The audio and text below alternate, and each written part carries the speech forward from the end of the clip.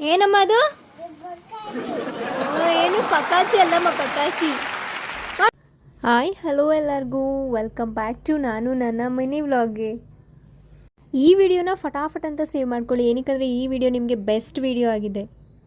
ಈ ದೀಪಾವಳಿಗೆ ನಿಮ್ಮ ಮನೇಲಿ ದೀಪಗಳು ತುಂಬ ಕಾಲ ಉರಿಬೇಕಂದ್ರೆ ಏನು ಮಾಡಬೇಕು ಅಂತ ಹೇಳಿ ನಾನು ನಿಮಗೆ ಬೆಸ್ಟ್ ರೆಮಿಡಿನ ಹೇಳ್ತಾ ಇದ್ದೀನಿ. ಈ ವಿಡಿಯೋನ ಫುಲ್ ಕೊನೆವರೆಗೂ ನೋಡಿದ್ರೆ ಮಾತ್ರ ನಿಮಗೆ ಗೊತ್ತಾಗುತ್ತೆ.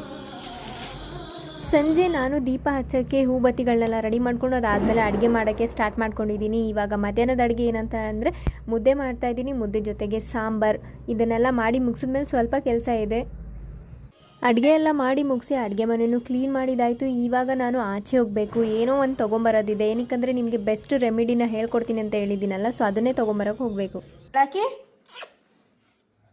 ಟಿಂಕು ಎಲ್ಲೇ ಹೋಗಬೇಕು, ಏನೇ ತರಬೇಕು ಅಂದರೂ ನಾನು ಇವ್ರನ್ನ ಯಾವಾಗಲೂ ಜೊತೆಲಿ ಎಳ್ಕೊಂಡು ಹೋಗ್ತಾನೇ ಇರಬೇಕು. ಸೊ ನಾನು ಹೋಗಿದ್ದು ಅಂಗಡಿಗೆ ಕ್ಯಾಂಡಲ್ಗಳನ್ನ ತೊಗೊಂಬರೋಕ್ಕೆ. ನೋಡಿ ಇಲ್ಲಿ ರೆಡಿಯಾಗಿದ್ದಾವೆಲ್ಲ, ಈ ದೀಪಗಳನ್ನ ಸಂಜೆ ಹತ್ತಿಸ್ಬೇಕಾಗಿರುತ್ತೆ. ಸೊ ಇದನ್ನು ಹೆಂಗೆ ಮಾಡೋದು ಅಂದರೆ, ಹೊಸದಾಗಿ ತಂದಿರೋ ದೀಪಗಳನ್ನ ತೊಳೆದಿಟ್ಕೊಂಡು ಅದಾದಮೇಲೆ ಒಂದು ಬೌಲಲ್ಲಿ ಸ್ವಲ್ಪ ತುಪ್ಪ ಮತ್ತು ತೊಗೊಂಬಂದಿರೋ ಕ್ಯಾಂಡಲ್ಗಳನ್ನೆಲ್ಲ ಕರಗಿಸ್ಕೊಂಡು ಅದನ್ನು ಈ ದೀಪಗಳಿಗೆ ಹಾಕಿ ಸ್ವಲ್ಪ ಹೊತ್ತು ಬಿಟ್ಟಾದಮೇಲೆ ಅದು ಕ್ಯಾಂಡಲ್ ಥರ ಆಗುತ್ತೆ ಮತ್ತೆ. ಸೊ ಅದನ್ನು ಸಂಜೆ ಟೈಮಲ್ಲಿ ಈ ಥರ ಮನೆ ಸುತ್ತ ಹಚ್ಚಿದ್ರೆ ಅದು ತುಂಬ ಹೊತ್ತು ಉರಿಯುತ್ತೆ. ಈ ವೈಯರು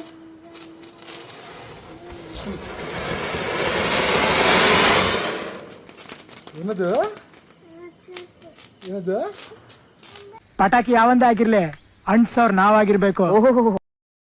ವಿಡಿಯೋ ನೋಡ್ತಿರೋ ಎಲ್ರಿಗೂ ನಮ್ಮ ಫ್ಯಾಮಿಲಿ ಕಡೆಯಿಂದ ಹ್ಯಾಪಿ ದೀಪಾವಳಿ. ಪಟಾಕಿಗಳನ್ನ ಹೊಡಿಬೇಕಾದ್ರೆ ಎಲ್ಲರೂ ಕೇರ್ಫುಲ್ ಆಗಿರಿ, ಮಕ್ಕಳನ್ನೆಲ್ಲ ದೂರ ಇಟ್ಕೊಂಡಿರಿ.